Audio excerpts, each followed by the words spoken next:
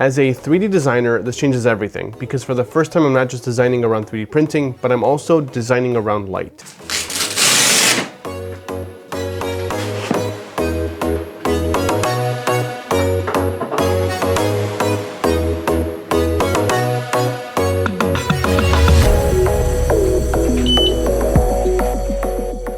One of the first things I noticed about the F2 Ultra UV is actually how easy it is to get started. The software doesn't just give you the controls, it walks you through the process. From setup to calibration to your first project, everything is guided. Within minutes, I was up and running, not guessing, just following. And that matters because most lasers don't fail at capability, they fail at usability. I've had lasers in the past where I got started, tried doing a project, got results that I didn't really like, and then that's kind of where things stopped. This one's different. This one actually allowed me to jump right into a project, just follow along to the instructions and get results that I'm actually happy with. This laser is built for ultra fine accuracy. We're talking about a 10 micron laser with a 1 micron vector accuracy. The easiest way to think about it is like this. Vector accuracy is like how accurate the machine's hand is, and resolution is how thin the pen is. So if your hand is steady and your pen is thin, you'll get extremely clean results. But specs don't really matter unless you can trust the results. This is why I tested this thing just right out of the box. This is PLA. This is something I work with every day. This is 3D printed, and this laser etching is right out of the box with default settings. And honestly, it looks great. But naturally, I thought I could make the results better, and so I started tweaking. I started to slow the laser down a little bit. I started increasing the power, and as you can see, things got out of hand very quickly. With UV, more power doesn't necessarily mean better. It can sometimes mean damage. But as I went back to stock settings, boom, right back to good results. And this actually answers a very common question about this machine, is how do I know if my results are good or if my results are bad? Because as a new user, I don't know what I should be expecting. So this is where I had a problem with previous lasers, where I was provided a laser, I was told use it with your 3D prints. I tried jumping right into things because I'm very quick at just starting a project. Maybe I didn't do enough of a deep dive, but previous lasers would give me results that I'm like, I guess it looks okay, but this is giving me results that look extremely well and results that I could be excited about doing more with. So instead of guessing, this is actually how you dial things in. Before applying anything to the final piece, which in this case, we're going to talk about a golf iron, I start with a stainless steel plate. Using the material test feature within the software, I'm able to run a batch of results with a grid of X and Y settings, power and speed, power and frequency, and I can look at what those results look like, and then I can either go deeper, like for example here, I ran a very wide array, and then once I saw results where I thought, okay, I kind of like these results here, but I want to fine tune even further, I then went in and I fine-tuned and I set my settings up to just look deeper in this one area here.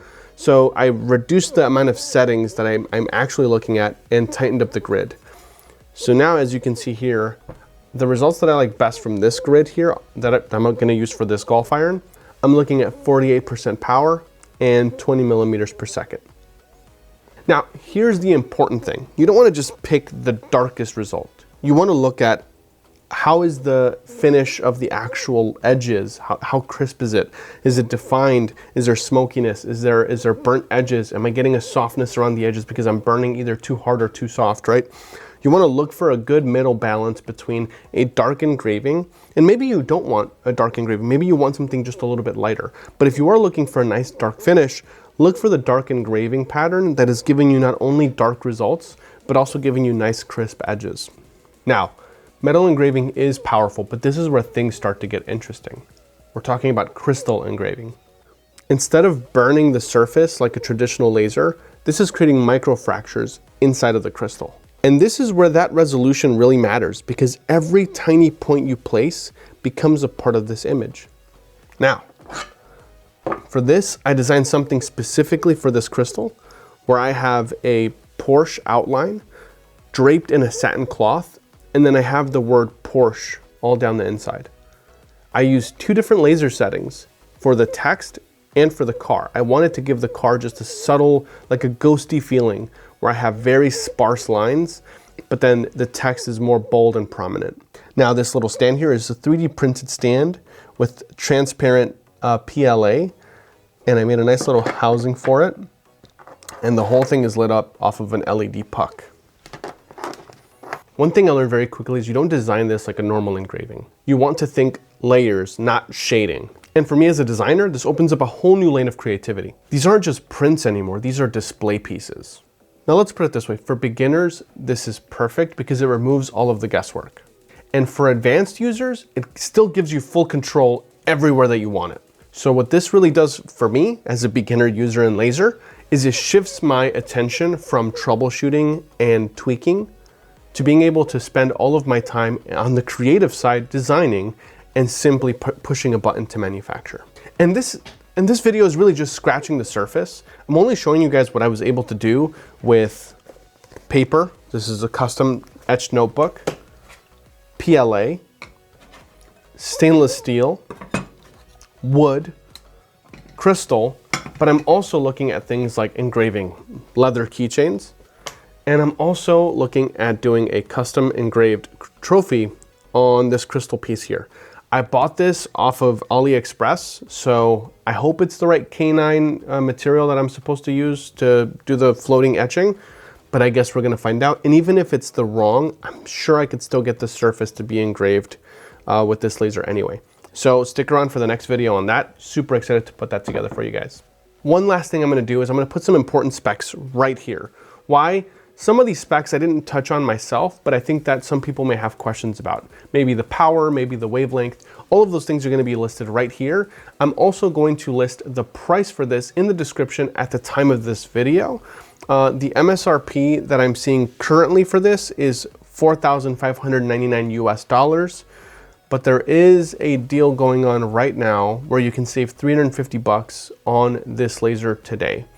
I don't know how long that deal is going to last for, and again, this is at the time of this video, so if it's gone at this point because you're watching it maybe 3 months down the line, I apologize. But go ahead and click the link in the description if you want to get more information on it or if you're ready to make this your next laser. Thank you guys for watching this. I truly appreciate it. If you guys like this content and you guys like the breakdown of this video, please like, subscribe, comment what you're planning to do with your laser. If you already have this laser, tell me, what are you making with it? Are you 3D printing parts and are you customizing it? Are you using it for crystal engraving? What are you using it for? And if, again, you're planning on getting this laser in the future because you're interested in working on certain projects, or you just want me to get some more information for you, comment down below what you would like to see next, and I'm excited to get that content out to you guys soon. Thank you guys again for watching. Like, subscribe, and share. See you guys in the next one.